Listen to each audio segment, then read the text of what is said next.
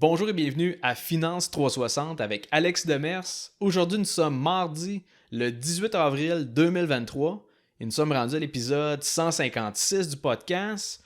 Aujourd'hui, je vais couvrir différentes choses. Premièrement, les données économiques. Donc, on parle de l'inflation au Canada et aux États-Unis. Je vais aussi couvrir les ventes au détail des États-Unis, nous donner un peu le pouls de la santé de l'économie.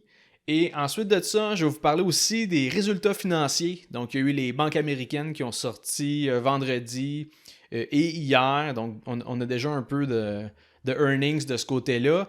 Mais évidemment, il y a un paquet d'autres compagnies qui vont bientôt sortir leurs résultats financiers. Donc, je veux pas vous parler de ça.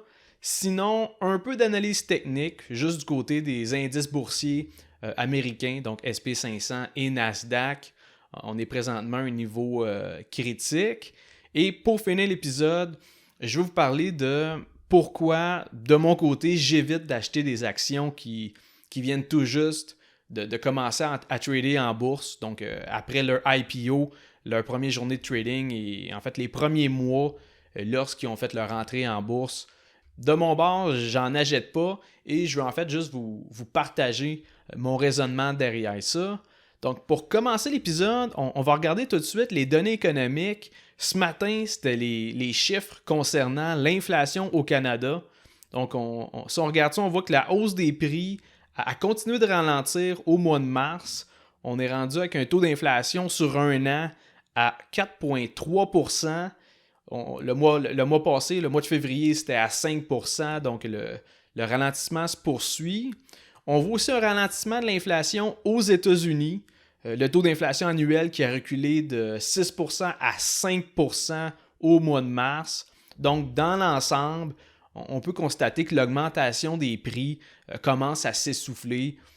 Oui, ça continue de monter, mais vraiment à un rythme beaucoup plus faible. Par contre, il faut quand même considérer dans l'équation le taux d'inflation sur 2 ans. Ce que ça veut dire, c'est que là, présentement, le taux d'inflation annuel qu'on voit, c'est par rapport à l'année passée. Donc, on compare le mois de mars 2023 avec le mois de mars 2022. Mais tu sais, au Canada, là, au mois de mars 2022, les prix, ils avaient déjà augmenté de 6,7 % en un an. Donc, de 2021 à 2022. Et là, en mars 2023, on rajoute un 4,3 % d'augmentation par-dessus l'autre. Là. Ça veut dire que sur une période de 2 ans, ça donne quand même une hausse globale d'à peu près 11 %, soit 5,5 % par année. Et dans les faits, pour les aliments puis l'essence, c'est encore pire que ça, parce que l'IPC global, il y en a qui ont moins monté, mais il y en a d'autres qui ont pas mal plus augmenté de leur bord, entre autres l'épicerie et l'essence. Fait que oui, l'inflation à 4,3 % au Canada, c'est une bonne nouvelle parce que les prix montent définitivement moins vite, mais ça reste que depuis 2021, le coût de la vie il a vraiment grimpé. Et particulièrement, si on regarde pour le panier d'épicerie, qui est une dépense essentielle pour tout le monde, là, dans le sens que tu peux pas arrêter de manger demain matin parce que la bouffe coûte plus cher. Et comme je vous dis, pour la nourriture, on parle d'une hausse d'environ 17 % sur 2 ans. Fait que c'est sûr que les ménages à faible revenu, puis même la classe moyenne, ce monde-là va ressentir les effets de l'inflation sur leur budget parce que, comme je vous dis, c'est une dépense qu'on ne peut pas éviter. Et 17 % sur 2 ans, c'est assez considérable. Mais bref, on peut voir que l'inflation commence à se calmer. Donc, pour moi, si la tendance actuelle de l'indice des prix à la consommation, l'IPC, si cette tendance à la baisse-là se poursuit, ça sonne la fin des hausses des taux d'intérêt au Canada. Mais de l'autre bord, c'est que là, oui, l'inflation se ralentit, mais il commence à avoir une crainte d'une récession qui commence à refaire surface, donc principalement aux États-Unis. La semaine passée, on a pu voir que les ventes au détail aux États-Unis, ils ont baissé de 1 % au mois de mars. Et je vous rappelle que ça avait déjà baissé de 0,2 % en février. Tu sais, ces 2 mois de baisse, c'est pas dramatique, mais ça peut quand même être le début d'un ralentissement des achats pour les consommateurs. Parce qu'à un moment donné, il y a une limite à ce que le monde peut mettre sur leur carte de crédit. Déjà que les soldes sur les cartes de crédit sont à des niveaux records. Au fait, ce matin, j'ai lu un article sur Bloomberg et selon c'est un sondage de LendingTree, on apprend qu'un Américain sur 5 utilise une application Buy Now, Pay Later pour payer leur épicerie. Donc, pour ceux qui ne connaissent pas ça, c'est une méthode de paiement différée, c'est-à-dire qui permet d'étendre son achat sur une petite période de temps, là, par exemple 1 mois ou 2. Donc, par exemple, il y a l'application Afterpay qui permet d'étirer le paiement sur 4 versements aux 2 semaines, et ça sans intérêt. Les seuls frais liés à ça, c'est le commerçant qui va payer pour ça, pour offrir le service de cette application-là. Mais là, le point, c'est que 20% du monde aux États-Unis ont tellement de la misère à arriver qu'ils dépendent de ce type d'application-là pour être en mesure de payer leur épicerie. Donc, on peut bien dire n'importe quoi, mais ça augure mal. Et pour moi, ça, c'est un autre signe que les États-Unis s'en vont dans une récession. Une autre chose qui va parler beaucoup, c'est les prochains résultats financiers qui s'en viennent dans les prochaines semaines. On va pouvoir évaluer à ce moment-là s'il y a une baisse des revenus pour les grandes entreprises dans l'industrie de la vente au détail ou dans d'autres secteurs plus cycliques, comme par exemple les constructeurs automobiles ou les lignes aériennes.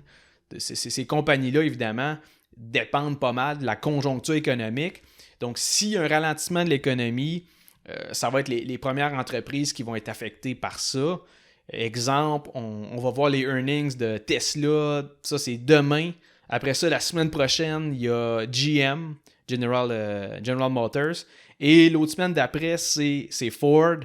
Donc, les ventes de voitures neuves, ça donne une bonne picture de la santé de l'économie. Et c'est un peu le même principe pour les earnings des compagnies aériennes comme Southwest, United ou American Airlines. Si on voit une baisse des revenus de ce côté-là, c'est un bon indicateur qu'on se dirige vers un ralentissement économique. Sinon, du côté de l'analyse technique, si on regarde les indices boursiers américains, donc là je parle du SP500 et de l'indice Nasdaq, on peut voir que présentement, on n'est plus dans une tendance baissière. On a traversé la trendline et la moyenne mobile sur 200 jours, ça fait un certain temps. En fait, là, depuis environ 3-4 mois, on est plus dans une espèce de phase de consolidation. Donc, un trading range, un corridor. Et là, les investisseurs sont incertains. Mais aujourd'hui, si on regarde bien, là, on est à côté sur une résistance. Donc, on est sur le plafond, on gosse sur la ligne de résistance. Et il y a 2 scénarios possibles à partir de là. Un, l'indice va briser la zone de résistance et à ce moment-là, on amorce un fort momentum haussier, donc ce qu'on appelle un breakout. Sinon, l'indice il va se mettre à rebaisser, donc il frappe sur la résistance pour rebondir à la baisse et à ce moment-là, il risque de retourner près du niveau de support, le niveau de support qu'on a connu le mois passé. Mais là, on s'entend que cette analyse-là, elle veut pas dire grand-chose, dans le sens que soit ça monte ou soit ça descend. Je veux dire, pas besoin d'être un pro de l'analyse technique pour voir ça. La seule chose, c'est qu'aujourd'hui, on est sur un niveau de friction. Donc, on est tout près d'un niveau une zone de résistance. Et ça veut dire qu'il y a une possibilité de breakout et si c'est le cas, comme je vous dis, c'est un fort mouvement à la hausse là, qui va se poursuivre. Et selon moi, ce qui va engendrer ce mouvement-là, c'est dans le cas où les résultats financiers sont positifs, c'est-à-dire s'ils sont au-dessus des attentes des analystes. Et si c'est le cas, tant mieux. Mais si c'est l'inverse, c'est-à-dire que les résultats financiers sont pires que le consensus, à ce moment-là, c'est sûr qu'on plonge dans l'autre direction. Donc, comme je vous dis, il y a une limite à l'analyse technique. Par contre, on est capable de voir que présentement, aujourd'hui, on est tout près d'un niveau critique et on pourrait quitter le trading range. Sinon, pour le moment, en termes de résultats financiers, il y a déjà les earnings des banques américaines qui sont sortis, donc vendredi et lundi, ce matin également. Et il y a une partie de ces banques-là qui ont dépassé les attentes, d'autres qui sont en dessous, donc il n'y a pas vraiment de consensus du côté des banques. Par contre, on parle quand même de profits records du côté de JP Morgan. Sinon, pour la plupart des banques majeures aux États-Unis, ça semble avoir été un bon trimestre, malgré justement la crise bancaire avec la faillite de la Silicon Valley Bank. Et l'autre élément qui vient un peu booster les revenus et les profits des banques, c'est vraiment la différence entre les intérêts qui vont charger sur les prêts versus les intérêts qui vont verser sur à ceux qui laissent des dépôts dans leur compte. Je donne un exemple, là. Même si le taux directeur est rendu à 5% aux États-Unis, les grosses banques ne donnent pratiquement rien sur les comptes épargne. Si on regarde JP Morgan, pour vous donner un exemple, on parle de 0,01%. Donc, c'est pratiquement rien. Et de l'autre côté, leurs taux hypothécaires sont rendus au-dessus de 6%. Donc, c'est cet écart-là qui vient booster leurs revenus. Ils changent beaucoup d'intérêts et en versent très peu. Donc, ça leur donne plus d'argent dans leur poche. Et d'ailleurs, hier, Apple annonçait qu'il allait maintenant offrir un compte d'épargne à taux d'intérêt élevé. Donc, ça va être réservé à ceux qui détiennent la carte Apple. Et on parle d'un taux d'intérêt de 4,15% par année. Donc, c'est déjà mieux que le taux d'intérêt des comptes épargne des banques américaines. Donc, c'est sûr que c'est une bonne façon pour Apple de continuer sa participation dans le monde financier. Je vous rappelle que la Apple Card, c'est une carte de crédit qui a été lancée en 2019, évidemment par la compagnie Apple. Et en date de l'année passée, en 2022, on comptait près de 6,7 millions de détenteurs de cette carte-là. Donc, l'air de rien, ça crée de la compétition pour les banques. C'est les banques qui donnent quasiment rien sur les dépôts de leurs clients. Donc, Apple, il va peut-être être capable d'aller chercher un plus grand nombre de détenteurs de cartes simplement en offrant ce taux d'intérêt-là. Sinon, à surveiller ce soir, c'est les résultats financiers de Netflix. Donc, ça va être après la fermeture des marchés. Et c'est là qu'on va être en mesure de constater l'impact de leur politique qui empêche de partager les mots de passe. Donc, on va voir c'est quoi l'impact sur le nombre d'abonnés. Et aussi, regarder l'évolution du nombre d'abonnements par rapport à leur forfait qui est moins cher, mais qui a de la publicité. Donc, c'est deux choses que j'ai hâte de voir dans les earnings de ce soir. Évidemment, je suis actionnaire de Netflix, donc je vais porter attention à ces résultats-là. Et pour finir l'épisode, je vais vous parler de pourquoi j'achète jamais d'actions quand c'est leur première journée de trading après l'IPO. Je dis la première journée de trading, mais ça peut être dans les prochains mois, trimestres suivant leur entrée en bourse. D'ailleurs, c'est logique là, parce que je n'achète pas d'entreprises qui n'ont pas un certain historique de résultats financiers disponibles au public. C'est-à-dire que ça fait un certain temps qu'ils sont cotés, donc on est capable d'avoir des rapports trimestriels, des rapports annuels, on est capable de voir la totalité de leurs chiffres durant une évolution dans le temps là, sur plusieurs années. Et l'autre chose, j'achète pas non plus d'entreprises qui ne sont pas profitables, donc qui ne dégagent pas de bénéfices. Donc c'est sûr qu'une entreprise nouvellement listée sur la bourse, on le voit déjà, ça ne fit pas avec mes critères d'investissement. Et je vous parle de ça parce que hier, les actions de Roblox ils ont droppé de 12% à une seule journée. Roblox, qui est la compagnie derrière le jeu sur téléphone, le jeu Roblox. Et ça, évidemment, ça tourne autour du concept de Metaverse. Mais bref, à sa première journée de trading en 2021, le titre il a ouvert à 64,50$ et aujourd'hui, l'action est rendue à 40$. Et ce qui explique ça, c'est que quand un titre fait son entrée sur les marchés financiers, il y a souvent un hype derrière la compagnie, puis le monde, ils veulent sauter sur l'occasion de l'acheter, d'acheter des parts directement quand elle commence à trader pour être là dès le début de son parcours en bourse. Et souvent, l'idée derrière ça, c'est qu'il pense qu'à partir de là, le prix de l'action va juste monter au fil des années. Donc, tant mieux s'ils l'ont pogné directement quand l'entreprise a commencé à être cotée en bourse. Mais c'est clairement pas le cas avec Roblox, qui a perdu à peu près 40% depuis son entrée en bourse.